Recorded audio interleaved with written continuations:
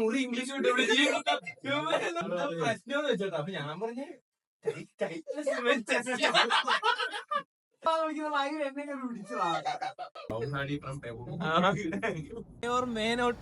നമ്മൾ ചിലപ്പോ ഒരു വ്ളോഗിങ്ങിൽ എൻഡപ്പ് ചെയ്യും. ഇവന്റെ ചാനലാണ്. ഞാൻ സബ്സ്ക്രൈബ് ചെയ്യണം, ലൈക്ക് ചെയ്യണം. ആര് പരിപാടി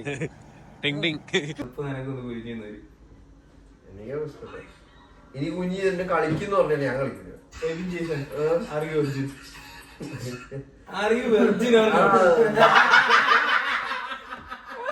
അത് ചില സമയത്ത്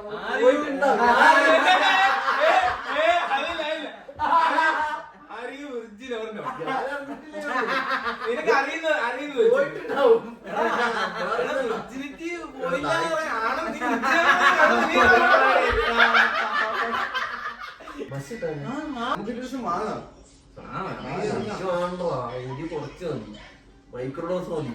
എനിക്ക് മൈക്രോ 2 ഗ്രാം കഴിച്ച് ഞാൻ ചത്തു. മൈക്രോഡോസ് ഇട്ടിട്ട്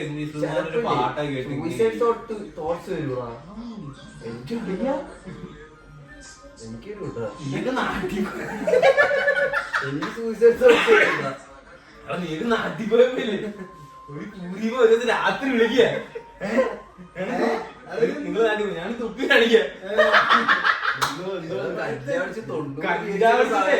അടിച്ച് പൂക്കിച്ചല്ലേ എന്നെ വിശാൻ എടുത്തിട്ട് പറഞ്ഞേ എനിക്ക് ചാവാൻ തോന്നുന്നു.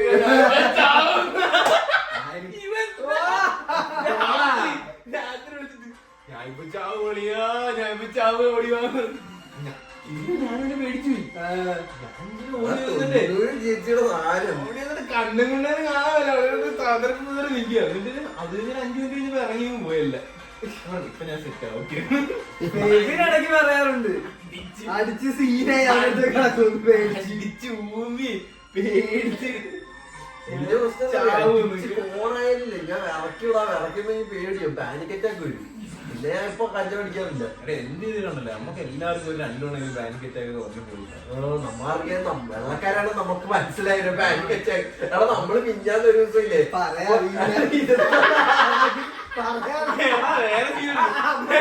നമുക്ക് ആഴ്ചയ്ക്കാണ് 2 വർഷം കേട്ടാറില്ല. ടെൻഷൻ വരുന്ന ആൻസൈറ്റി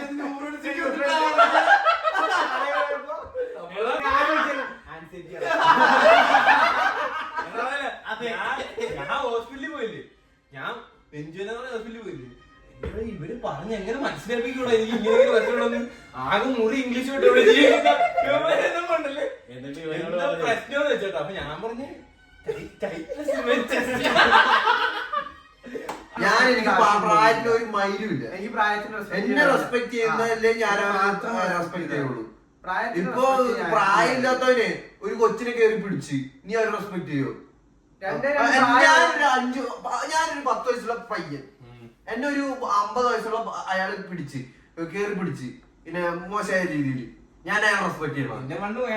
പിടിച്ചിട്ടില്ലേ? നിന്നെ പിടിച്ചിട്ടില്ലേ? മോശമായ രീതിയിൽ നിന്നെ പിടിച്ചിട്ടില്ലേ?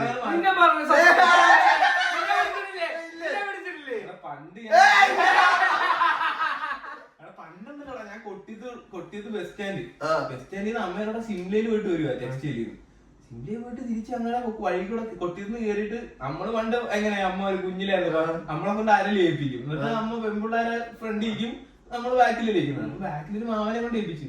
ഈ തന്നില്ലാത്ത എന്നെ പിടിക്കും മണി ഇരുത്തിയോളാം. അതൊരു കുഴപ്പമില്ല, നാച്ചുറലായിരുന്നു. അങ്ങനെ പോയപ്പോ ഒരു അമ്പൊക്കെ നേരത്ത് തട്ടുന്നുണ്ടോ എനിക്ക് മനസ്സിലാവുന്നില്ല. എന്നിട്ട് ഈ മയില് കമ്പിയാക്കിയോടാ, കമ്പിയാക്കിട്ട് ഒരച്ചിട്ട് തട്ടുന്നുണ്ടോ. എനിക്ക് പേടിയായി പോയി. മയില് എനിക്ക് എന്ത് ചെയ്യണമെന്ന് അറിയാമോ. എനിക്കിത് ഇത് അണ്ടി എന്താ ശുക്ല എന്താ കാലം അറിയില്ല. മാമന്റെ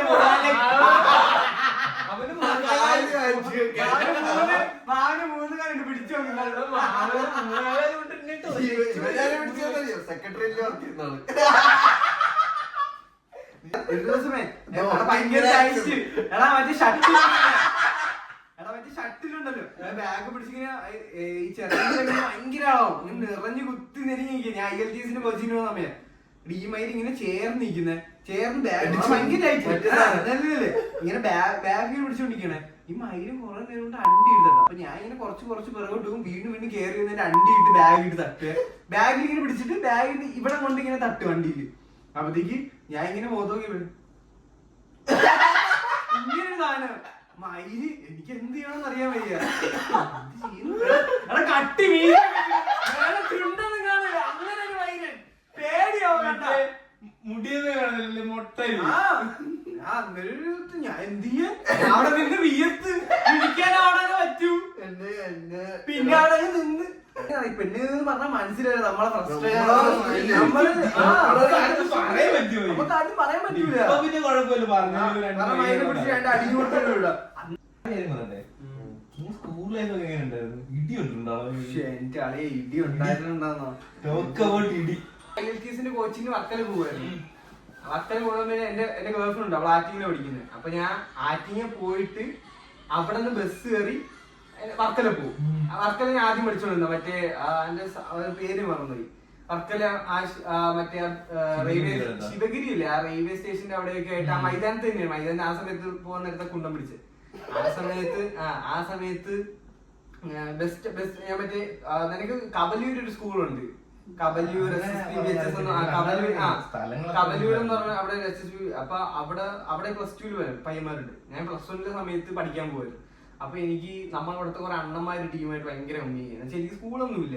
അപ്പൊ ഞാൻ അവിടെയുള്ള അണ്ണന്മാരുമായിട്ട് കമ്പനിയായി. അവിടെ ഉള്ള ഫുള്ള് മറ്റേ വക്കം കേട്ടിട്ടുണ്ടാവും. വക്കം അവിടെ ഉള്ള പയ്യന്മാര് സാജിർ അങ്ങനെയൊക്കെ ഹാക്കിം എന്നൊക്കെ പറഞ്ഞ് ഒരുപാട് പേര് ഭയങ്കര കമ്പനിയാണ്. എല്ലാം ഫുള്ള് അണ്ണന്മാര്.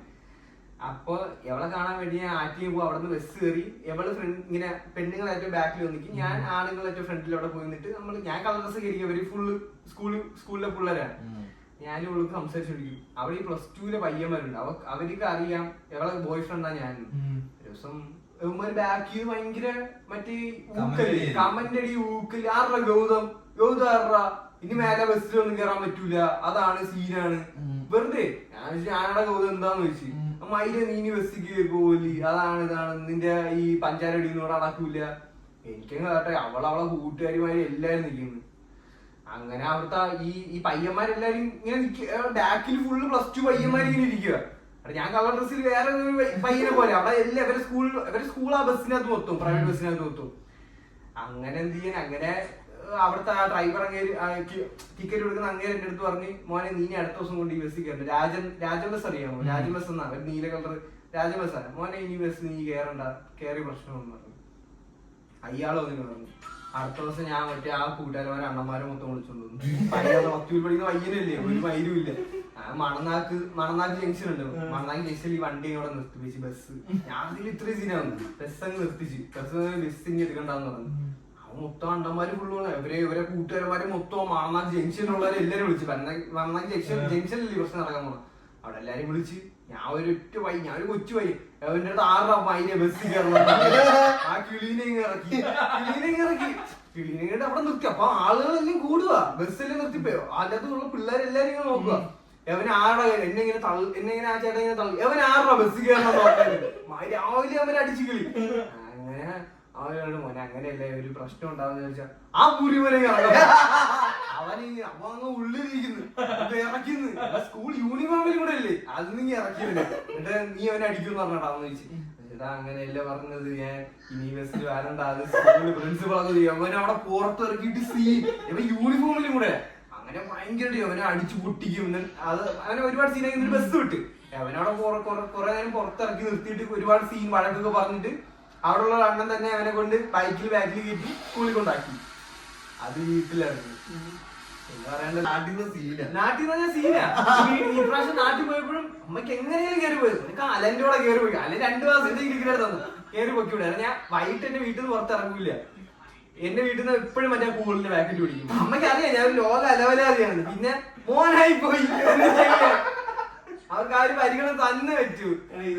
അങ്ങനത്തെ ഒരു കേസിലാണ് വീട്ടിൽ പോകുന്ന സീനാട്ടോ. എന്റെ ചേട്ടനെ ബിയർ അടിച്ചത് പൊക്കിയപ്പോ അമ്മ കലഹോടെ. അയ്യോ അച്ഛനും കൂടെ ഭയങ്കര നടന്നു പോയി. അച്ഛൻ അമ്മ പ്രശ്നം കിട്ടിയ അപ്പൊ അച്ഛൻ നടന്നു പോയിട്ട് ഇവര് കണ്ടാ മറ്റേ ഇതുപോലെ വെള്ളം അടിച്ചെന്ന് വെച്ചു അച്ഛനറിയാം അച്ഛൻ അടിച്ചിട്ടില്ല. അച്ഛൻ കട്ട. അച്ഛൻ വന്നു. അച്ഛനെ കേൾക്കുമ്പോൾ അച്ഛൻ കട്ട. അച്ഛൻ അടിച്ചിട്ടില്ല. ഓക്കെ പോയി. എന്നിട്ട് അമ്മയെ കാണിക്കാൻ വേണ്ടി മേലെ അടിക്കരുതോടാ, ചെവിക്കില്ല പൊട്ടിച്ചോളെ.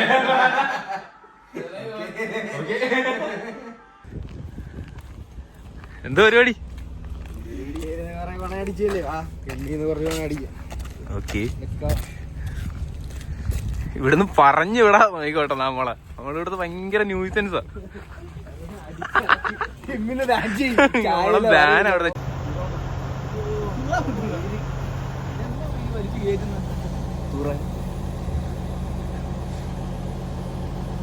കാണുന്നവരുടെ ഇപ്പോഴും നമ്മൾ ഇടണമെങ്കിൽ താഴെ മറ്റേ ഇല്ലാതെ ഇടണം.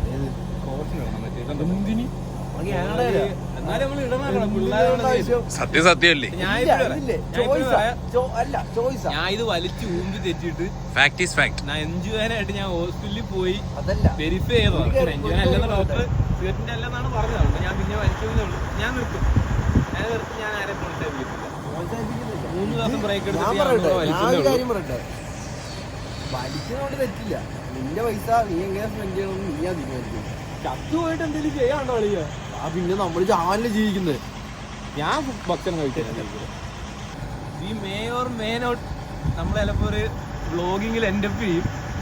നമ്മൾ അഭിപ്രായ സ്വാതന്ത്ര്യങ്ങൾ എടുത്തു വെച്ച് പറയാനുള്ളതില്ല. ഇതാണ് നമ്മളെ കൂട്ടുകാരാണ്. നമ്മള് പ്രേമിക്കിരിക്കാൻ ഞാൻ മറ്റേ യൂട്യൂബ് ചാനൽ തുടങ്ങിയിട്ട് മറ്റേ ആഡ് ചെയ്യാന്ന് പറഞ്ഞപ്പോ രണ്ടുപേരും അഭിനയിക്കാൻ വന്നിരിക്കുന്നതാണ്.